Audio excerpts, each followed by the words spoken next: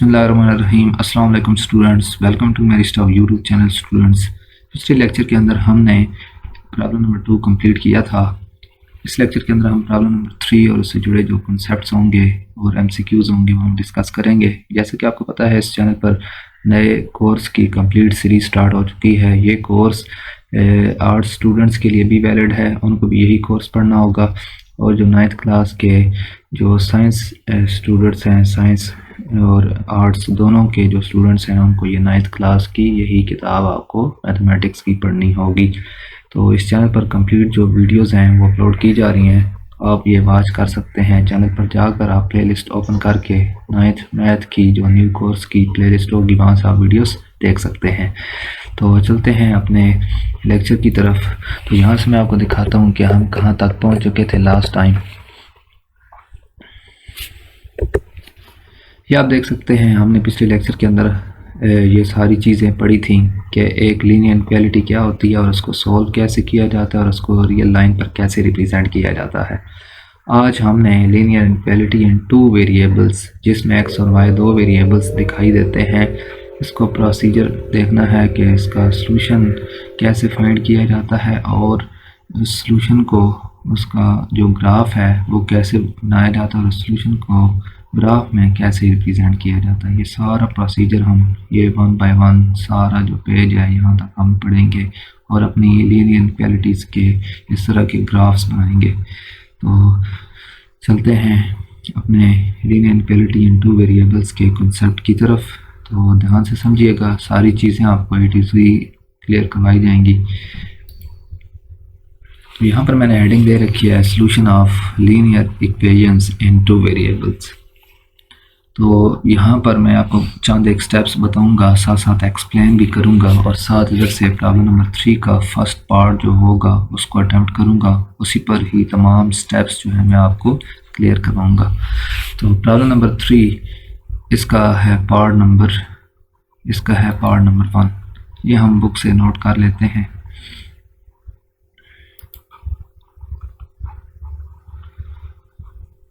ये जितने भी स्टेप्स होंगे हम इस प्रॉब्लम पर ही समझेंगे और इसका जो ग्राफ है वो बनाना हम सीखेंगे। तो लिखा हुआ है shade the solution region for the following linear inequalities in XY plane. तो हमें बेसिकली क्या करना है, लीनियर इनइक्वालिटी के सॉल्यूशन को ग्राफ पर रिप्रेजेंट करना है।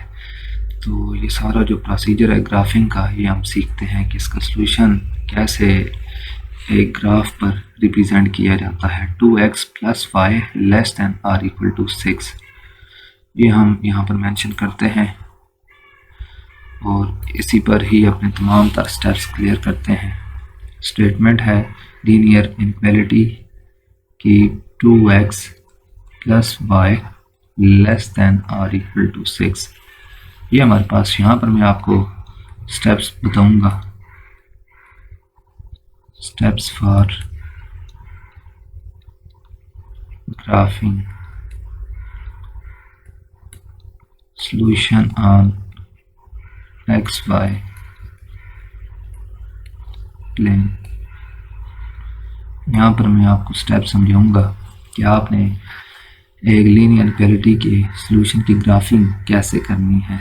स्टेप नंबर 1, सबसे पहला काम आपने क्या करना है कि इसकी एसोसिएटेड इक्वेशन आपने लिखनी है। मैं ये समझाता हूँ एसोसिएटेड इक्वेशन क्या होती है। स्टेप नंबर 1, आपने एसोसिएटेड इक्वेशन इसकी लिखनी है।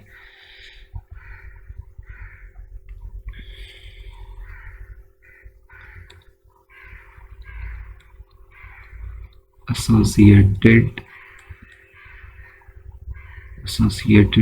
इक्वेशन,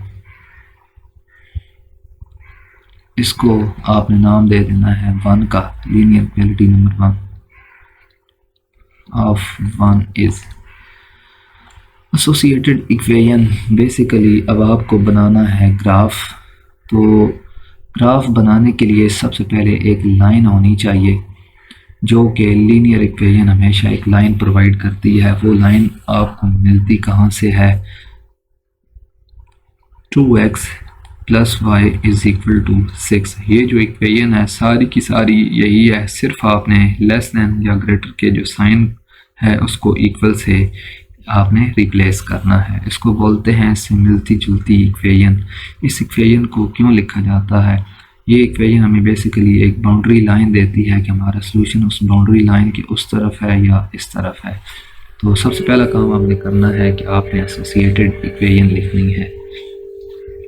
ये आपका स्टेप नंबर 1 है। एसोसिएटेड इक्वेशन कैसे मिलती है? जो भी लीनियर इनइक्वालिटी होगी उसकी ग्राफ को आपने उसके जो इक्वेशन होगी उसको आपने इनइक्वालिटी जो होगी उसके साइन को आपने इक्वल के साइन से रिप्लेस करना है और इसको कोई ना कोई आपने नाम दे देना है। मसलन मैं इसको नाम दे देता हूँ इक्वेशन नंबर 2 का। तो स्टेप नंबर 2 हम लिखते हैं। हमें क्या करना है नेक्स्ट? हमें इस लाइन को ग्राफ के ऊपर रिप्रेजेंट करवाना है कि ये लाइन वाक़या कहाँ पर है, फिर उसी से ही इस लीनियर इनइक्वालिटी का सॉल्यूशन निकलेगा। तो उसके लिए आप जो है 2 इंटरसेप्ट्स फाइंड करते हैं। तो फाइंडिंग, इधर मैं लिखता हूँ फाइंडिंग इंटरसेप्ट्स, ये आपका स्टेप नंबर 2 होगा। फाइंडिंग इंटरसेप्ट्स, एक होता है एक्स इंटरसेप्ट और एक होता है Y intercept.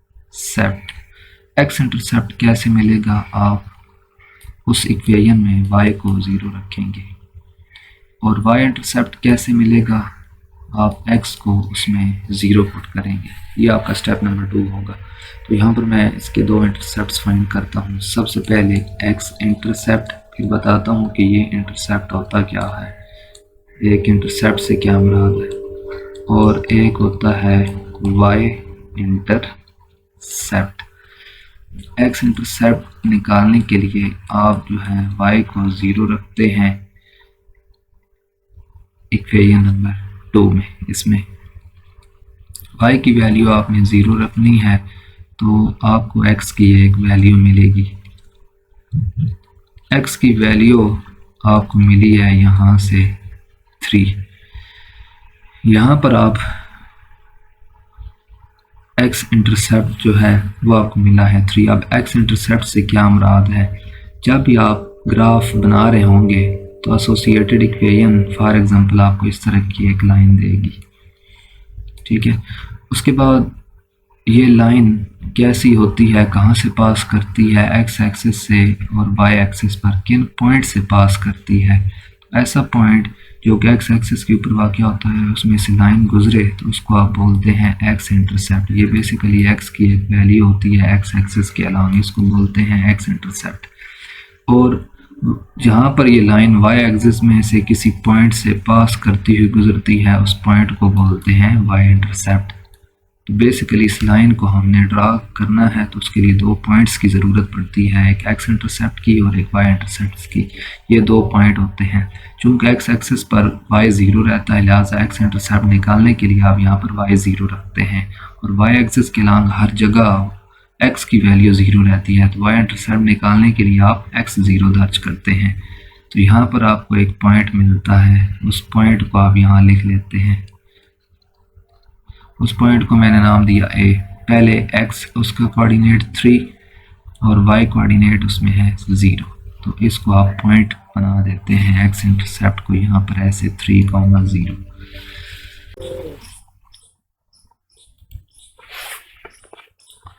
Next y intercept find करने के लिए आप जो है यहाँ पर एंटर करते हैं। y इंटरसेप्ट फाइंड करने के लिए आप जो है put x is equal to 0 करते हैं यहाँ पर इन इक्वेशन नंबर 2। यहाँ पर x की जगह मैंने 0 एंटर किया तो 2 मल्टीप्लाई बाई 0 0 मिला हमें। y 0 के अंदर ऐड किया y ही मिला, हमें y की वैल्यू मिली। तो y की हमें ये वैल्यू मिली। इसको पॉइंट कैसे बनाया जाता है? पॉइंट B मैंने नाम दिया, इसको पॉइंट A का नाम दिया। तो हमेशा order pair X comma Y होता है, तो एक्स की वैल्यू पहले लिखते हैं, वाई की वैल्यू बाद में। तो एक्स आपने 0 एंटर किया है और वाई की वैल्यू आपने यहाँ पर 6 हासिल की है, तो ये पॉइंट बन गया।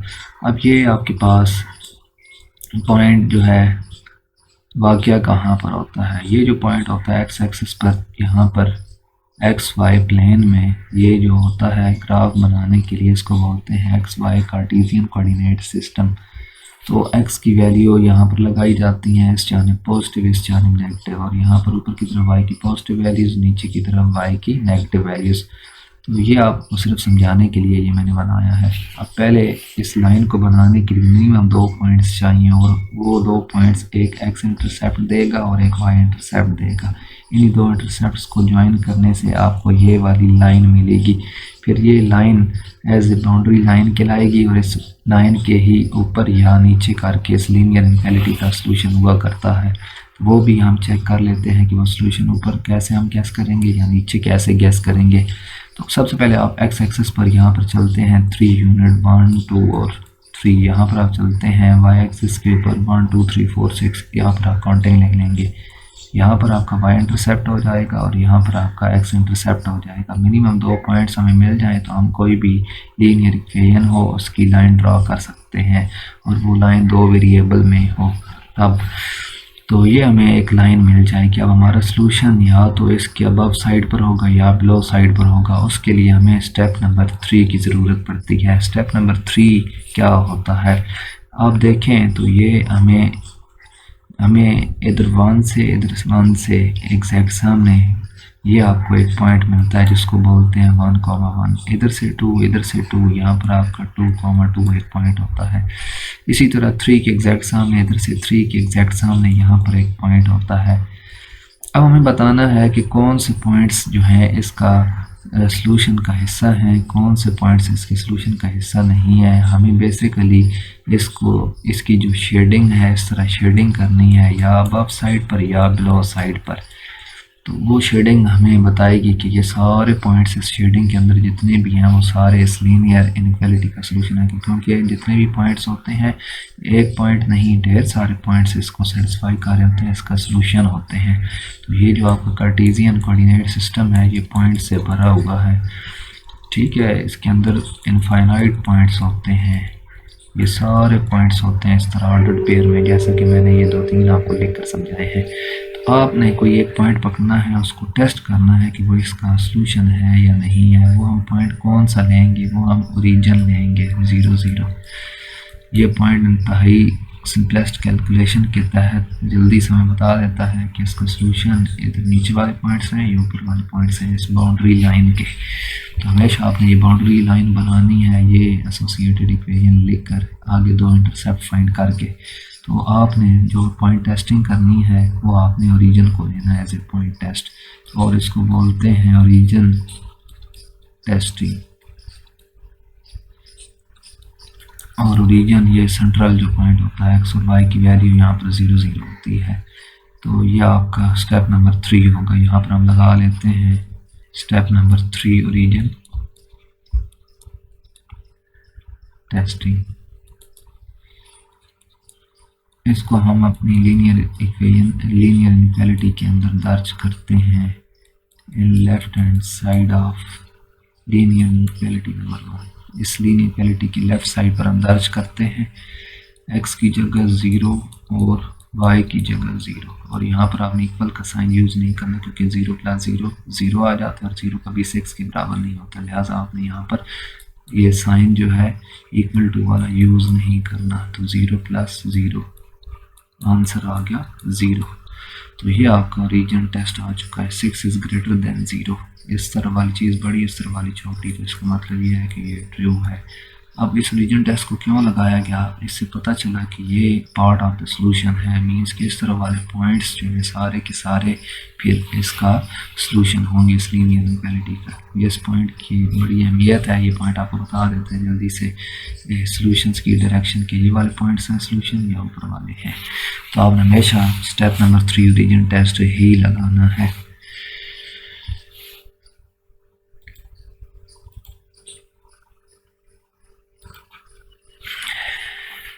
तो रीजन टेस्टिंग करने के बाद हमारा जो फोर्थ स्टेप होगा वो हमारा होगा ग्राफिंग करना, मेकिंग ग्राफ या ग्राफिंग। और स्टेप नंबर 5 सॉल्यूशन डिटेक्ट करना, उसकी शेडिंग करना। ये हम बना लेते हैं जी। सबसे पहले हम ग्राफ बनाते हैं। हम यहाँ पर ग्राफ बनाने के लिए हमें ये कार्टेशियन कोऑर्डिनेट सिस्टम लेना पड़ता है। ये हम ले लेते हैं।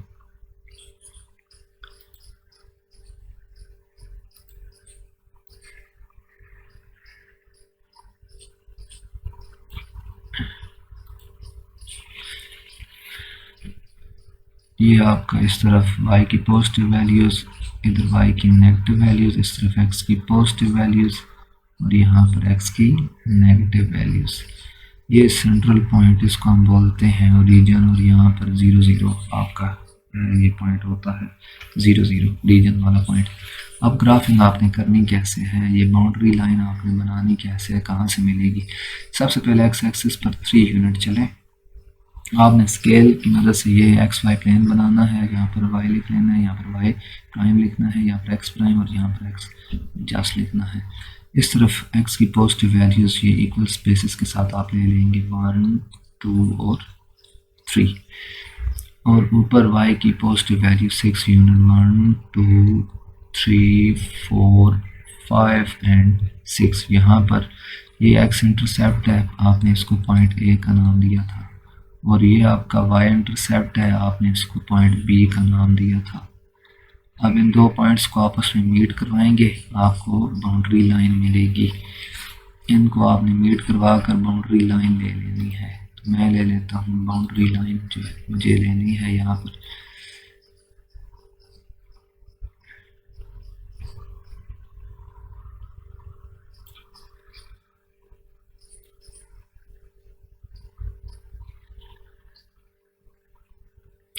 या आपने स्केल की मदद से बाउंड्री लाइन बना लेनी है।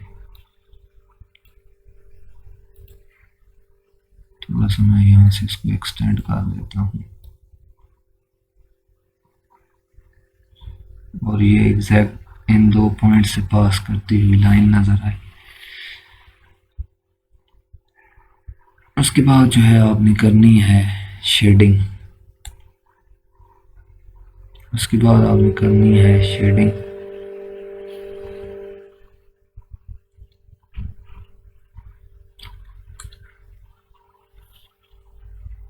ये तो मान गई। अब शेडिंग किसी एक तरफ आपने ये शेडिंग परफॉर्म करनी है। अब रीजन टेस्ट अगर तो ट्रू आए तो ये जो रीजन है ये आपका पार्ट ऑफ सॉल्यूशन है, तो आपने शेडिंग इस तरफ कर लेनी है। तो ये जितने भी सारा ये जो पार्ट होगा रीजन की तरफ, ये सारे का सारा सॉल्यूशन रीजन होगा। इसके अंदर ढेर सारे इनफाइनाइट पॉइंट्स होते हैं जो कि इस लीनियर इनइक्वालिटी का क्या होते हैं, सॉल्यूशन होते हैं। तो ये आपके दो इंटरसेप्ट्स थे जहाँ से आपने इस लाइन को, बाउंड्री लाइन को ड्रा किया है। तो मैं यहाँ पर थोड़ा सा सॉल्यूशन को एक्सप्लेन करता हूँ कि ये पॉइंट्स कैसे आपका सॉल्यूशन है। मैं इन दो पॉइंट्स की एक्सप्लेनेशन करता हूँ, उसके बाद जो है आगे चलता हूँ।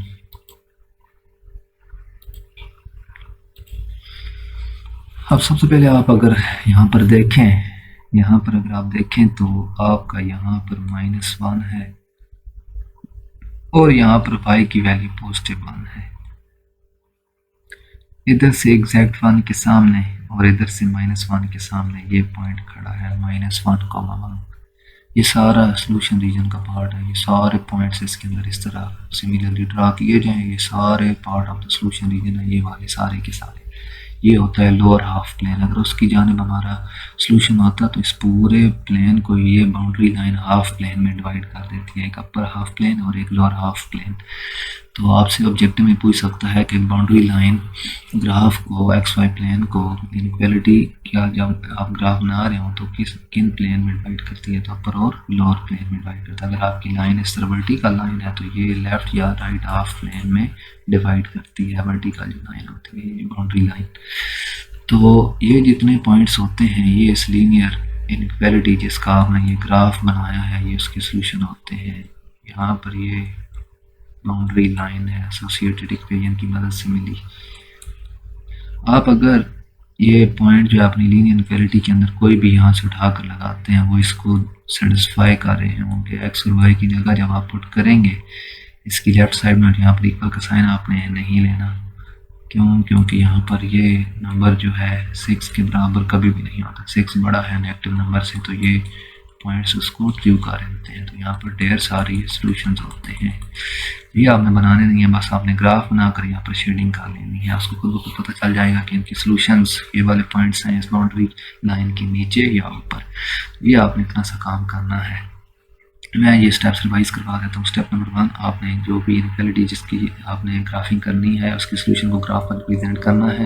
तो आपने सबसे पहले करना क्या है, उसकी एसोसिएटेड इक्वेशन लिखनी है, यहाँ पर इक्वल का साइन लगा लेना है। उसके बाद ये बाउंड्री लाइन बनानी है, उसके लिए आपने 2 पॉइंट्स चाहिए मिनिमम। वो 2 पॉइंट्स एक एक्स इंटरसेप्ट और एक वाई इंटरसेप्ट निकालने से मिलेंगे। एक्स इंटरसेप्ट के लिए y0 पुट करें इस एसोसिएटेड इक्वेशन में।